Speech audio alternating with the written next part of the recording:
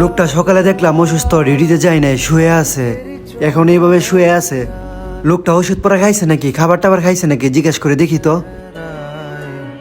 এই ভাই, এই উঠো। সকালবেলা ওষুধ পরা খায়া তারপর ঘুমাইছো নাকি? খাবার দাবার খাইছো? এই কত সময় ধরে ডাকতাছি, কোনো আওয়াজ করে না, কোনো শ্বাসও নিতেছে না। এ মেহেদি ভাই, রাজু তো কোনো শ্বাস নিতেছে না। কি হয়েছে ভাই? মনে হয় সে আর বেঁচে নাই।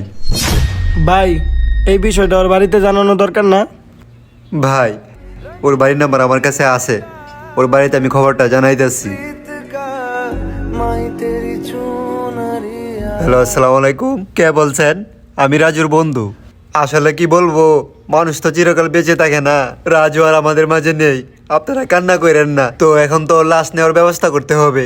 পাঠায় তো দিমই, কিন্তু কিছু টাকার প্রয়োজন, টাকা দরকার ছিল লাশটা বাড়িতে পাঠাইতে চাইলে। আরে কি বলেন এগুলো? ওর লাশ এখানে রেখে দিব মানে? সারাটা জীবন এত টাকা কামিয়ে গেল, আর আজকে ওর লাশটা বাড়িতে নেবেন? কিছু টাকা দরকার, আপনারা বলতেছেন খালি বালি লাশ।